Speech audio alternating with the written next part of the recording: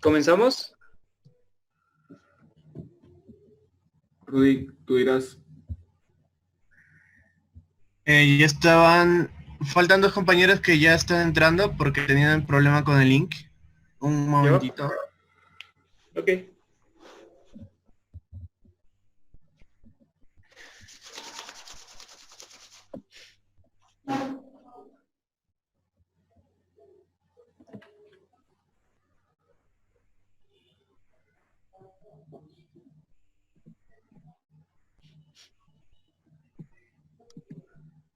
Doctor, una pregunta. Sí, doctor. Como lo he puesto como hospedador, como anfitrión, tiene que admitir a los compañeros que están entrando. En la partecita de la... Ya. Sí, Sí. ya Ya listo. está hecho. Ok, comenzamos entonces. ¿Sí?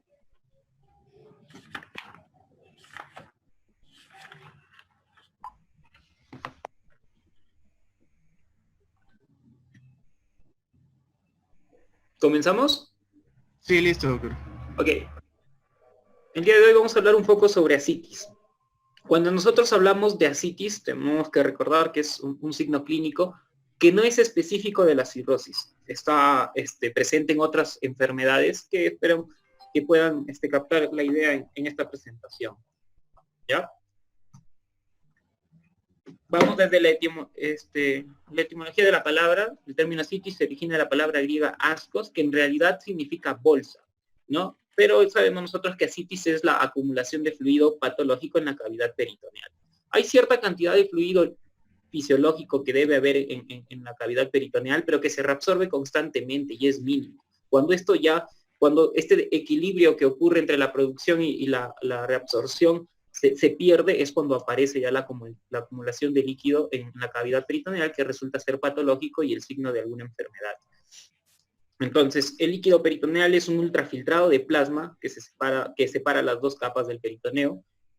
Clínicamente, ¿cuándo voy a detectar yo la ascitis al examinar un paciente? Cuando haya más de 500 mililitros de líquido acumulado. Si hay menos de 500 mililitros, es de medio litro, es bien complicado que yo pueda identificar matidez en los flancos o pueda impresionarme a mí que el paciente pueda tener ascitis. Pero si hay más de 500, practicando yo en mi exploración física la matidez en flancos, yo puedo determinar que hay ascitis en un paciente. Ahora, con los exámenes de imágenes, puedo yo detectar hasta valores mínimos de líquido en cavidad como 50 mililitros, pero usando exámenes como una ecografía rectal o una ecografía transvaginal, que no son tan útiles en realidad para determinar cantidades tan pequeñas, porque no es clínicamente tan significativo. Ahora, esto es lo que les comentaba, ¿ya? Cuando hablamos de ascitis, tenemos que enfocar en nuestra mente las posibilidades diagnósticas. La gran mayoría de pacientes con ascitis se deben a causas cirróticas, una hepatopatía crónica que es cirrosis por las causas. El 80% en este cuadro vemos acá de los pacientes con ascitis, la causa de esa ascitis fue cirrosis. Y esto es importante entender por qué, porque debemos conocer la base fisiopatológica de la cirrosis, porque es diferente la aparición de ascitis en un paciente con cirrosis que la aparición de ascitis en un paciente como por ejemplo con cáncer, o con falla cardíaca, o con tuberculosis, o un paciente en diálisis por un problema renal, o un paciente con enfermedad pancreática. Las causas, la manera en cómo se forma la ascitis en estos pacientes es completamente diferente. Pero entonces tenemos la idea de que la gran mayoría de pacientes con ascitis, porque presentan cirrosis, pero no todos son por eso. Hay causas raras de ascitis, ya bastantes, raro encontrar un paciente con ascitis y asumir que esta ascitis es por una de estas causas, ¿no? Por brucelosis, por ascaris, salmonelosis, temas de linfomas que cursen con ascitis también son raros, problemas hematológicos. Acá sí hay una causa que no es tan común, que es el síndrome nefrótico. En realidad el síndrome nefrótico no es una causa, perdón, tan rara de ascitis, es una causa que sí es relativamente común y uno espera encontrar en un paciente con síndrome nefrótico. ¿Ya?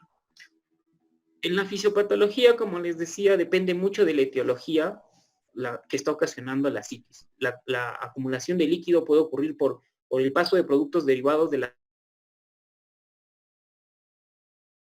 permeabilidad capilar o haya un aumento de la presión hidrostática, ocurre que pasen los productos derivados de la sangre hacia la cavidad peritoneal. O una capacidad una alteración en la capacidad de reabsorción, y esto puede ocurrir porque hay obstrucciones a nivel de los vasos linfáticos, que son, por ejemplo, en causas como tuberculosis o en causas más comunes como cáncer, ¿no?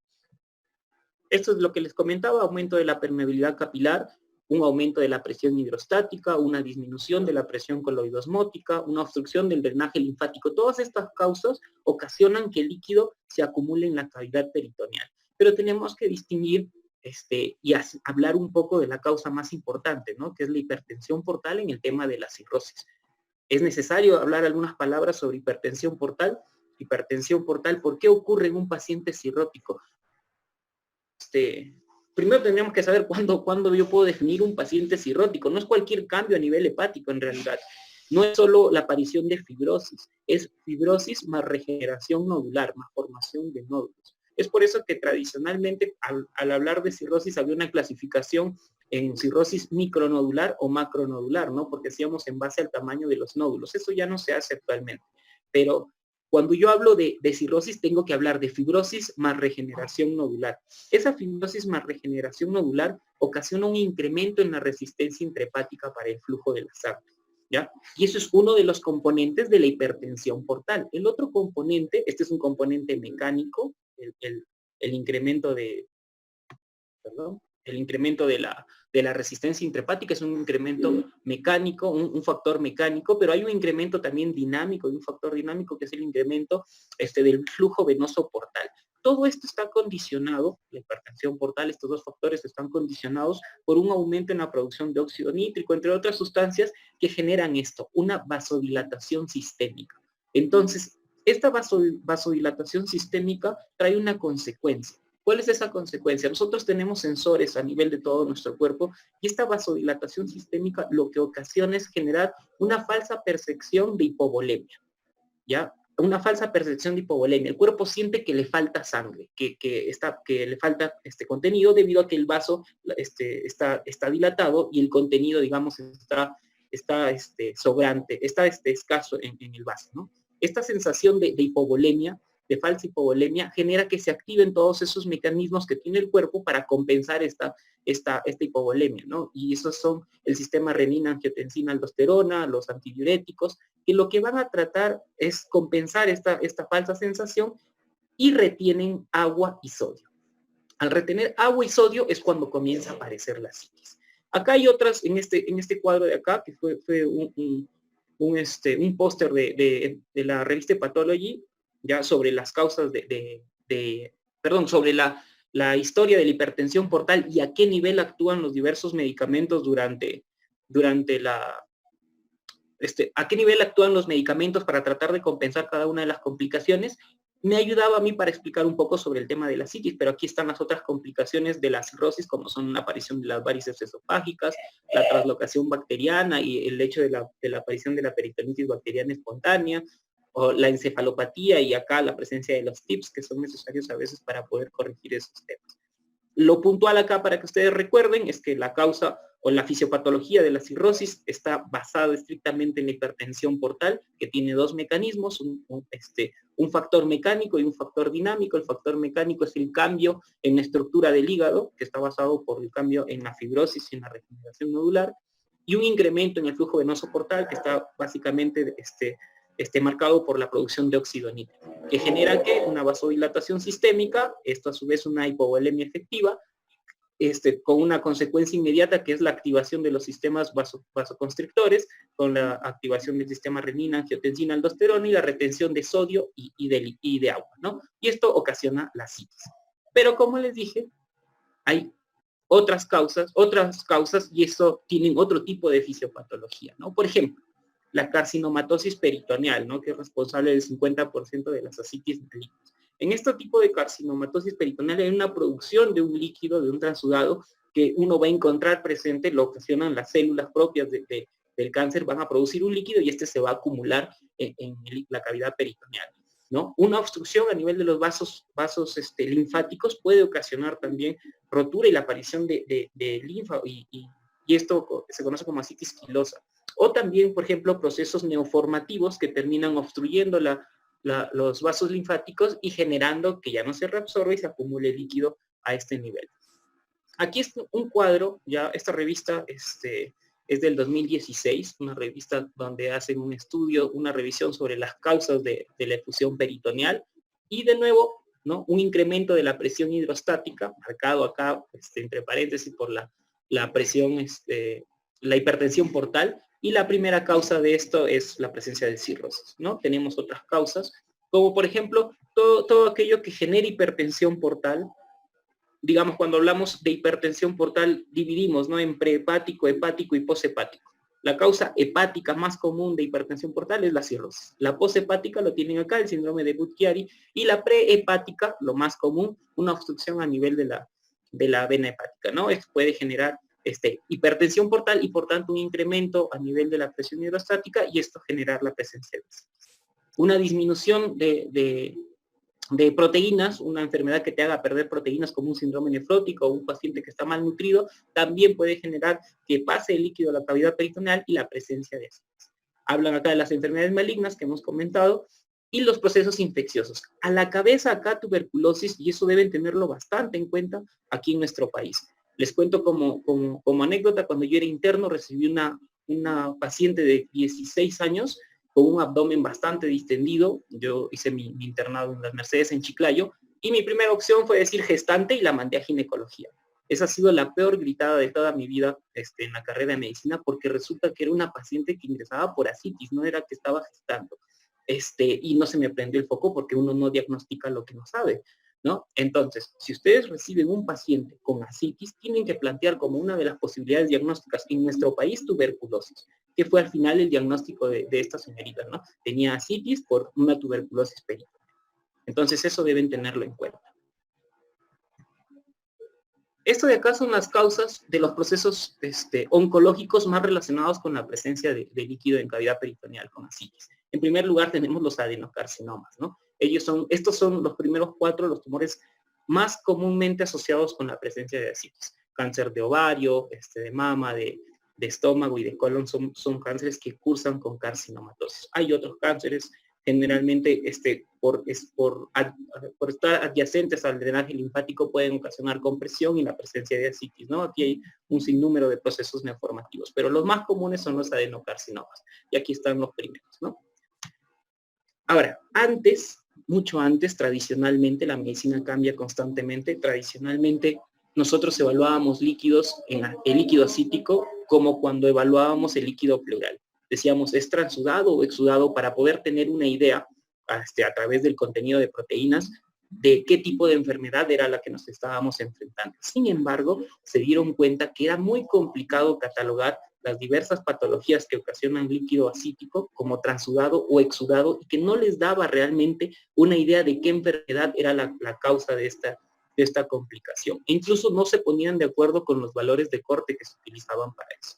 Entonces apareció algo que deben haber escuchado bastante ustedes, que es el gradiente cero ascítico de albúmina. El GASA, ¿no? Que nosotros le decimos GASA. El GASA me sirve a mí con un punto de corte de 1.1 miligramos por decilitro para determinar aquellas patologías que se asocian con hipertensión portal. Por eso a la cabeza de un GASA mayor de 1.1 tenemos a la cirrosis y a otras causas que que están asociados con hipertensión portal. Por ejemplo, hepatitis alcohólica, el síndrome de Budd-Chiari, las metástasis hepáticas, los trombosis de vena porta. Todas estas enfermedades yo las tengo que plantear cuando al momento de hacer un estudio de líquido ascítico obtengo un GASA mayor de 1.1. Ahora, hay algo que sí les debo aclarar acá. Este gradiente seroascítico de albúmina no es una división, en realidad es una resta, no se divide, acá se resta. Y si tengo un gradiente mayor de 1.1, yo ya planteo estas posibilidades diagnósticas con cirrosis a la cabeza. Pero si tengo un gradiente menor de 1.1, ¿no? Debemos plantear estas posibilidades diagnósticas: carcinomatosis peritoneal, una peritonitis tuberculosa, una citis pancreática, que es algo raro, pero que puede ocurrir, un síndrome nefrótico, una serositis, por una enfermedad sistémica como por ejemplo lupus, ¿no? Ahora, esto de acá es un gráfico que muestra cómo varían los gases y la concentración de proteínas a nivel de líquido acítico en todas las diferentes etiologías. Siempre hacemos más énfasis en lo que es cirrosis y hepatitis alcohólica, que se caracteriza porque debe presentar un gas alto y un contenido de proteínas en líquido acítico bajo, ¿no? Eso es lo característico en estos pacientes. Y por ejemplo, acá tenemos en una tuberculosis peritoneal un gas bajo, pero con una concentración alta de proteínas en líquido acítico. Son datos para tener en cuenta al momento de hacer un estudio de líquido acítico. Antes de saber cómo se estudia el líquido acítico, bueno, hay unas palabras sobre manifestaciones clínicas. Lo más importante acá es la distensión abdominal, ¿no? El embotamiento en flancos, el líquido se acumula hacia los costados, la matidez cambiante es un para determinar la presencia de ascitis o no. Son los hallazgos más sensibles y específicos. Puede estar acompañado de edema, derrame pleural, estertores. Por ejemplo, un paciente que ingresa con ascitis, edema, disnea, a pequeños esfuerzos, uno puede plantear ya la posibilidad, y además lo ausculto y hay derrame pleural, escucho crépitos, estertores, puedes plantear la posibilidad de una insuficiencia cardíaca, no necesariamente de cirrosis. Si tiene estigmas hepáticos, obviamente la primera posibilidad es una cirrosis hepática, ¿no? O si es un paciente que está completamente consumido, caquético, palpas en el cambio de Virchow en el área intraclavicular izquierda, puedo plantear la posibilidad de una enfermedad maligna como causa de esta presencia de ascitis, ¿no? Hay una clasificación de ascitis, hay varias en realidad clasificaciones, en grado 1, 2, 3 y 4, pero esta es la clasificación del Club Internacional de la Ascitis, en grado 1, 2 y 3. Grado 1 es la ascitis que solo se puede detectar a través de un examen como una ecografía. El grado 2 es la ascitis moderada, que se manifiesta por una distensión simétrica del abdomen. Y el grado 3 es una distensión abdominal marcada, que viene acompañada generalmente con dificultad para deambular y dificultad para respirar. Entonces, ahí estamos frente a una distensión, frente a una ascitis grado 3. ¿Por qué es importante esta clasificación? Porque según esto, yo voy a iniciar mis medidas terapéuticas. Por ejemplo, si es un grado 2, aparte de las restricciones de dieta, tengo que iniciar tratamiento diurético. Si es un grado 1, puedo iniciar solo recomendaciones de dieta. Pero si es un grado 3, aparte de las restricciones de dieta, aplicar la paracentesis como medida terapéutica. Pruebas de imágenes, lo que vamos a utilizar nosotros para confirmar la presencia de ascitis es la ecografía. La ecografía es el estándar de oro y puede captar desde pequeñas cantidades como 100 mililitros, ¿no? Y nos ayudan, aparte de diagnosticar la presencia de ascitis, en algunos pacientes nos ayudan para poder hacer procedimientos diagnósticos y terapéuticos con la paracentesis a través de las paracentesis guiadas por ecografía, ¿no? Ahora, el método diagnóstico, aparte de la ecografía, que también nos ayuda para tomar decisiones, es la paracentesis, que es un procedimiento mínimamente invasivo, con muy pocas complicaciones y contraindicaciones, ¿ya? Pero que es importante que ustedes también sepan manejar y sepan realizar. Ahí sí vamos a tener un problema porque esto se hace en la práctica, ¿no? Sería ideal que esto acabe pronto para que ustedes tengan la oportunidad de poder hacer paracentesis, porque es algo que van a ver cuando hagan su práctica privada o en el CERUMS. Primero tienen que saber cuándo hacer paracentesis, ¿no? Yo tengo un paciente con ascitis, tengo un paciente que yo necesito estudiar cuál es la causa, entonces tengo que saber cuándo le voy a hacer paracentesis a este paciente. Primero, todo paciente que debuta con ascitis tiene que hacerse paracentesis, todo paciente. Cada vez que el paciente ingrese al hospital por alguna otra patología, tiene que hacerse paracentesis. Deme un minuto, mi cargador voy a traerlo porque se está apagando mi computadora. Un minuto, ¿sí? Vale.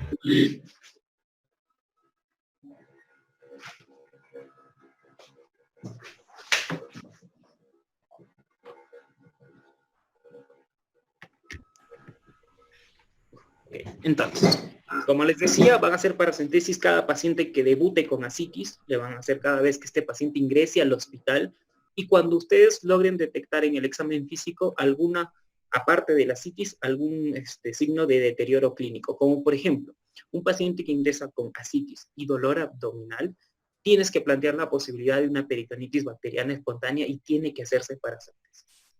Ahora, Hay cambios mínimos que a veces uno como médico en la emergencia no los nota, pero sí los nota el familiar. Por eso siempre es importante que pregunten cómo está el sensor y cómo está el paciente de orientado en tiempo, espacio y persona. Porque a veces el familiar te puede decir, ¿sabe qué, doctor? Se levanta mucho durante las noches y durante el día está durmiendo.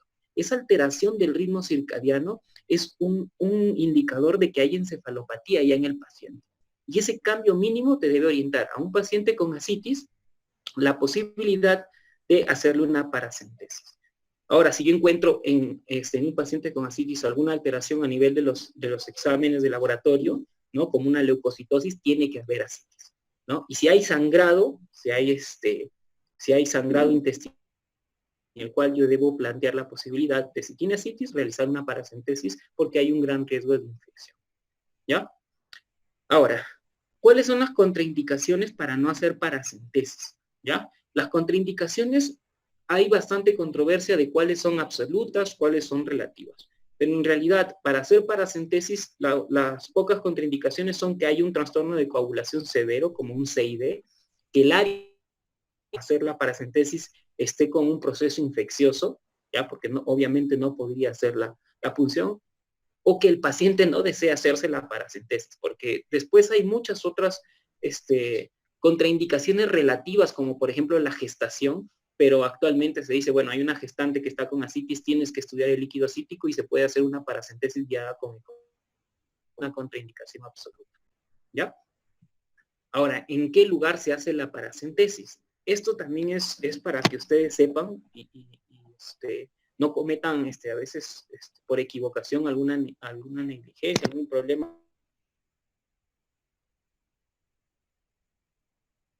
Que ustedes ven en la imagen del lado izquierdo son lugares en los cuales yo pudiera hacer la punción, pero vamos a ir descartando por qué no se hacen en algunas de ellas.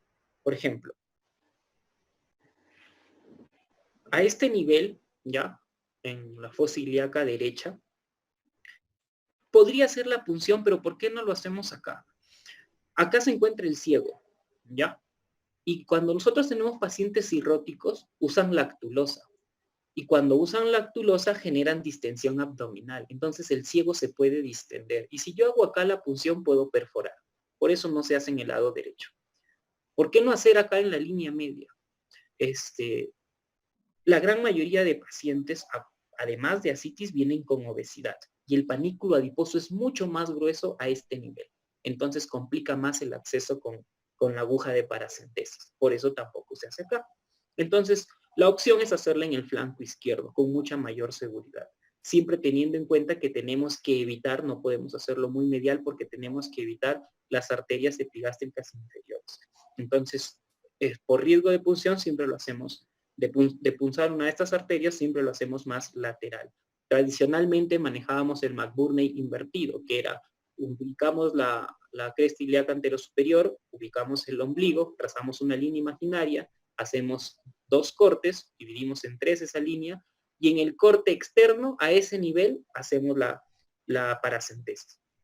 Hay una nueva recomendación para hacer la técnica y ubicar el punto de punción, sobre todo teniendo en cuenta que los pacientes con ascitis son pacientes que llegan con esta parte bastante deformada, porque son pacientes con una ascitis importante, digamos, no es la anatomía normal como para poder ubicar este punto. Entonces, lo que se recomienda actualmente es ubicar la espina ilíaca anterosuperior y a través de los dedos, usando los traveses de dedos, que tienen aproximado 3 centímetros de ancho, podemos ubicar el punto de punción haciendo 2 traveses mediales y 2 traveses cefálicos. Así ubicamos el punto de punción. 3 centímetros, en otras palabras, hacia adentro y 3 centímetros hacia arriba, y ahí hacemos la X y ahí hacemos la punción en una paracentesis de manera segura, ¿no? Sin mucho riesgo de que pudiera ocurrir algún problema.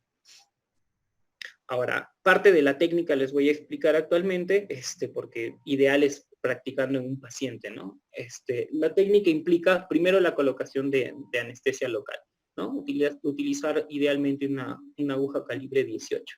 Una vez que infiltramos y formamos un abón, ingresamos ya con una aguja calibre 25, para ir viendo de a poquitos confirmar la presencia de líquido acítico. Algunos cambian la aguja, pero vamos ingresando despacito, aspirando, ingresan, aspiran, ingresan, aspiran, no ingresen rápido porque pueden perforar, si ingresan despacio, corren el intestino, empujan de alguna manera el intestino y disminuyen el riesgo de perforación. Ahora, tienen que ir aspirando constantemente para poder confirmar la ubicación del pozo de líquido asítico, ¿no? Y si aspiran, no vayan a aspirar de golpe, porque si aspiran de golpe pueden ingresar a la aguja el peritoneo y eso va a obstruir completamente el procedimiento.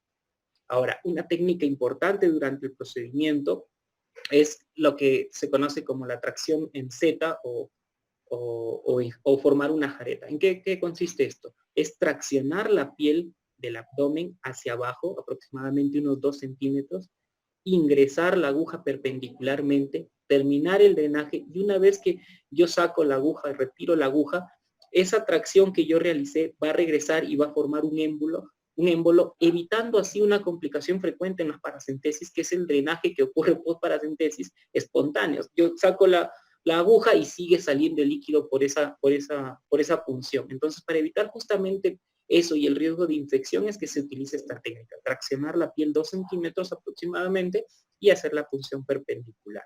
Esa es una técnica que ya está ampliamente aceptada para realizar una paracentesis. Hay equipos, hay sets para poder hacer la paracentesis, pero en realidad con una jeringa y un equipo de venoclisis sería suficiente en algunos casos para poder realizar una paracentesis según el tipo de pacientes. Ahora, cuando yo hago la paracentesis, las características del líquido a mí me orientan para poder ubicarme frente a qué tipo de patología es. Por ejemplo, en un paciente con cirrosis hepática, el líquido asítico generalmente es claro o amarillento. Y si yo, por ejemplo, en un paciente con cirrosis, yo sé que tiene cirrosis, hago una paracentesis y el contenido es hemático, mi primera posibilidad diagnóstica es carcinoma hepatocelular. ¿Ya? Si tiene una apariencia lechosa, plantear la posibilidad de una citis quilosa, una ruptura de los vasos linfáticos.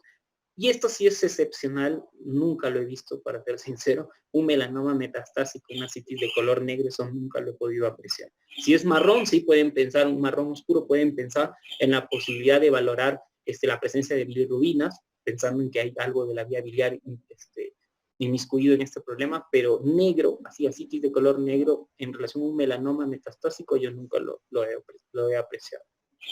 ¿Qué pruebas debes pedir? Hay toda una batería de exámenes que debes solicitar para estudiar el líquido asítico. Lo más importante es pedir un recuento de células, dosar la albúmina y las proteínas totales. Como opción, puedes pedir amilasa, los cultivos, ¿no? En frascos para el cultivo, la glucosa, el GRAM, algunos pueden utilizarlo, el LDH, pero pese a que en este libro, que es el Schlesinger, te dicen que una prueba inusual es frotis y cultivo de TBC, en nuestro país esto no es inusual, esto debería estar acá, en sistemático, ¿ya? En sistemáticos, al menos que yo sepa que el paciente tiene cirrosis, pero si no es así, debería ser un examen casi obligatorio en los pacientes. Es más, así tuviera cirrosis, puede haber la posibilidad que la cirrosis se junte con la tuberculosis porque es un paciente inmunocomprometido. Entonces, esto debería solicitarlo de rutina en nuestros pacientes en estudio de líquido asítico. Ahora, cuando yo pido los exámenes, los valores me orientan a saber sobre qué estamos tratando. Por ejemplo, si yo tengo una glucosa en líquido asítico con valores por debajo de los 50 miligramos por decilitro, me sugieren que hay un proceso infeccioso. En la peritonitis tuberculosa, particularmente, esta glucosa puede estar bastante descendida. La amilasa, por ejemplo, valores más de 2000 en líquido asítico, yo tengo que sospechar que esta asitis es por un origen pancreático. Uy, una compañera de ustedes está entrando ya con 1 minuto de tiempo. El ADA, ¿ya? Esta enzima que yo la puedo solicitar y dosar en el líquido asítico, es importante que ustedes las conozcan porque un valor por encima de 40 me hace pensar en peritonitis tuberculosa. Y esto es quizás lo más importante que ustedes deben conocer. La cantidad de leucocitos polimorfonucleares. Una cantidad por encima de 250 polimorfonucleares definen la presencia de peritonitis bacteriana, ¿no? Esto es bastante importante porque en los pacientes con cirrosis y asitis a los cuales les practicamos una paracentesis, este dato nos ayuda a tomar bastantes decisiones en cuanto al tratamiento antibiótico.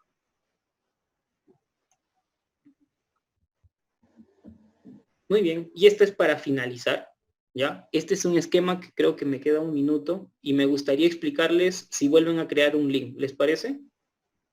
Sí, doctor, yo le paso el link. Sí, porque es menos de 1 minuto ya con esto de acá. Así que cerramos esta sesión, generas otra para explicarles este cuadrito de manera sencilla, ¿ya? Ahorita les mando.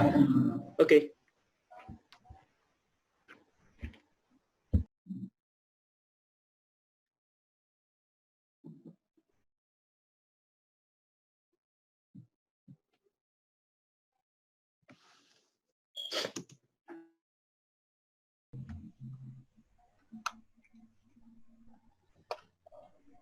Listo. Este cuadro, sí me escuchan todos, ¿no?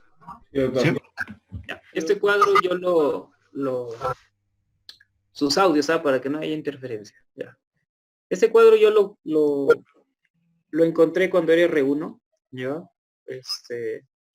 Porque tuve que hacer esta exposición, ¿ya? Y lo encontré en UpToDate. Y me pareció bastante interesante. Está en el Schlesinger también. Si alguien quiere, yo igual les mando esto al final para que lo tengan a la mano, ¿ya? Es una manera práctica, a través del estudio del líquido acítico, de tratar de determinar la patología de fondo. Para ello, se basa en estudiar las características del líquido, ¿ya? Las características del líquido, ¿ya? Además, el conteo celular, ¿ya? El recuento de células, los leucocitos, los glóbulos rojos, todo. Hace énfasis en lo que es el recuento de glóbulos blancos y la presencia de polimorfonucleares, y definitivamente el gas, ¿no? Aplicando esto, nosotros podemos tener una aproximación diagnóstica bastante interesante. Por ejemplo, al hacer la paracentesis, si yo encuentro un líquido transparente, amarillento, ya estoy pensando en cirrosis, ¿cierto? Es lo que hemos conversado. Es lo más común. Pero si hay un líquido sanguinolento, tengo que hacer unas correcciones antes de poder pasar a la siguiente parte del trabajo. Tengo que restar un leucocito por cada 750 glóbulos rojos y restar un polimorfo nuclear por cada 250 glóbulos rojos. Esta corrección es importante para poder hacer el siguiente. Si fuera sanguinolento, es algo tedioso, pero es parte del trabajo. Si es un líquido lechoso, yo tengo que dosar triglicéridos para orientarme frente a qué patología estoy.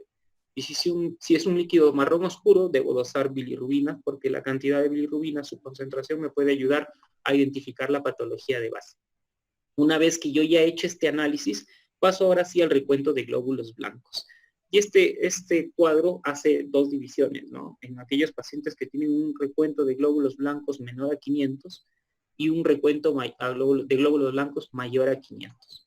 Comenzamos primero por acá. Cuando yo ya hice el recuento de glóbulos blancos, sé que hay menos de 500 células por milímetro cúbico. Lo siguiente es dosar los polimorfonucleares, ¿ya? Entonces, si yo estoy, por ejemplo, frente a un paciente con menos de 250 polimorfonucleares y al aplicarle el GASA, yo encuentro un GASA menos de 1.1, yo estoy frente a una enfermedad probable como una citis por un síndrome nefrótico. Por ejemplo, si yo tengo un paciente en el cual yo le hago el GASA, con un paciente con toda esta historia, tiene menos de 250 polimorfonucleares, le hago el GASA y le sale más de 1.1. Dos son las proteínas totales y me salen más de 2.5, porque sí es importante hacer la diferenciación con el síndrome nefrótico, yo puedo pensar que esa citis es de origen cardíaco. Por ejemplo, acá, yo tengo un paciente, hice el recuento de leucocitos y es menos de 500 células por milímetro cúbico. Le aplico, veo cuántos polimorfonucleares y veo que son más de 250 polimorfonucleares, ¿no? Y estos son predominantemente, aplico el GASA y este gas es mayor de 1.1, yo ya estoy pensando en una patología que es una cirrosis descompensada por una peritonitis bacteriana espontánea. Y si yo a eso que yo estoy investigando, además le hago un cultivo y sale un solo microorganismo, le hago unas proteínas totales, le doso proteínas totales y encuentro que están en menos de 1 gramo por decilitro, la glucosa está aumentada y el LDH disminuido, confirmaría la presencia de esta peritonitis bacteriana espontánea. Pero vamos a ver qué pasa si yo caigo por acá, ¿no? Tiene más de 500 leucocitos, glóbulos blancos. El recuento de polimorfonucleares es menor del 50%. Ese recuento de leucocitos es predominantemente mononuclear. y le encuentro vamos a suponer, un gasa menor de 1.1. Le hago cultivo para micobacteria y ¿qué estoy pensando en encontrar? Una tuberculosis peritoneal. ¿Por qué les hago énfasis en este cuadrito? Porque es bastante útil cuando hago el estudio de líquidos cíticos en pacientes hospitalizados, para yo tratar de determinar la etiología de fondo y ubicarme. Nos sirvió a nosotros bastante porque estudiando un paciente con ascitis llegamos a la conclusión de que el problema en ese paciente era una carcinomatosis con hipertensión portal.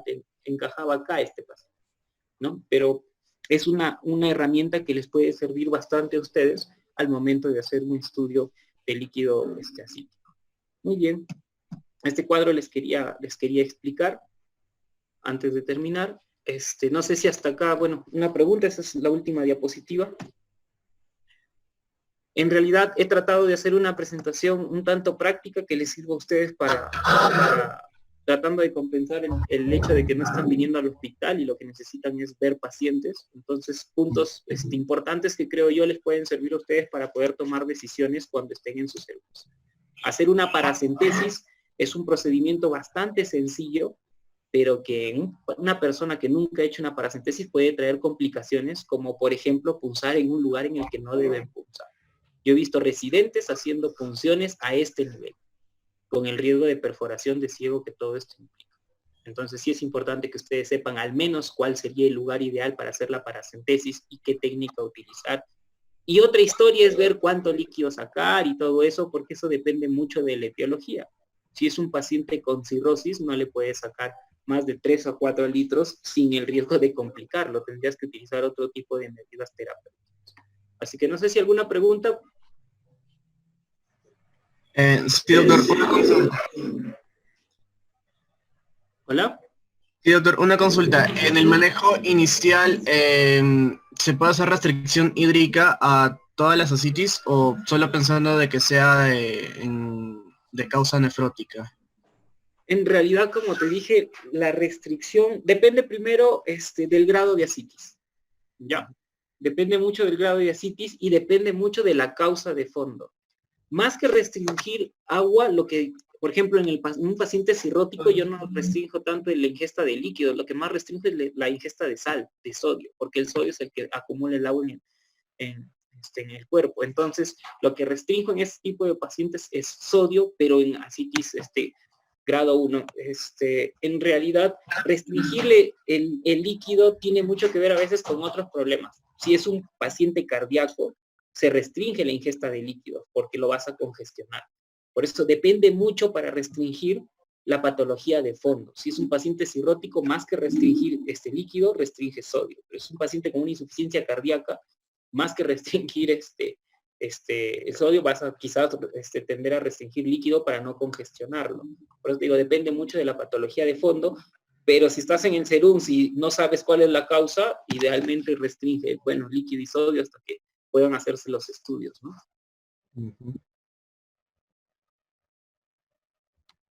Una pregunta, doctor. Con Dime. respecto al tratamiento médico, con respecto a los diuréticos, ¿Yo? de inicio es con espironolactona con furosemida. La elección es espironolactona. Ahora, ¿cómo se administra la espironolactona? Se utiliza espironolactona porque es el que actúa de manera más fisiológica. La espironolactona actúa según el ritmo circadiano también, y es por eso que es importante saber a qué hora se debe administrar. Se administra o a las 8 de la mañana o a las 4 de la tarde, por un tema del ritmo circadiano para no descompensar un paciente. Inicias primero espironolactona y tienes que evaluar un paciente cuando inicias diuréticos, tienes que evaluarlo semanalmente. A la semana valoras si está haciendo efecto o no la dosis de espironolactona, y si es un paciente solo con ascitis, deberías ir graduando la dosis de espironolactona. Si es un paciente con ascitis y además edema y trae larga historia de esto, tienes la opción de iniciar espironolactona y furosemida. Tienes topes para usar los diuréticos.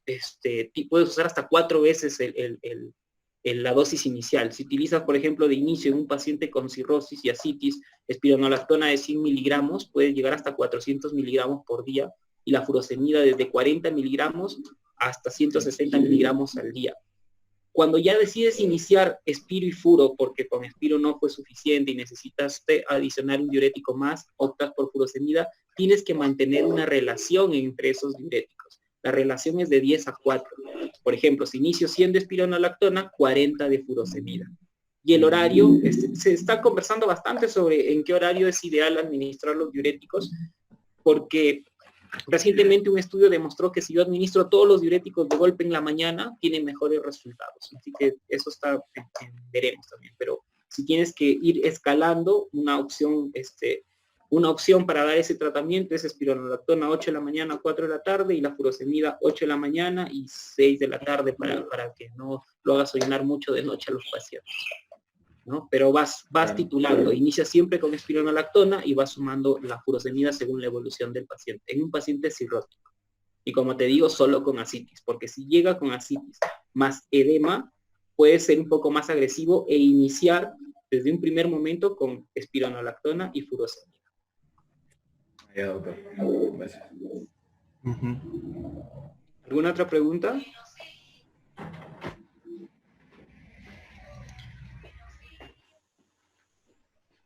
¿No hay otra pregunta?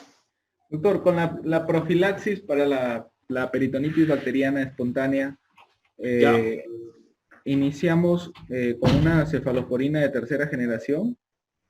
¿O ya es cuando es, en este caso, confirmado? Porque como profilaxis se inicia un tipo de antibiótico y cuando ya es confirmado...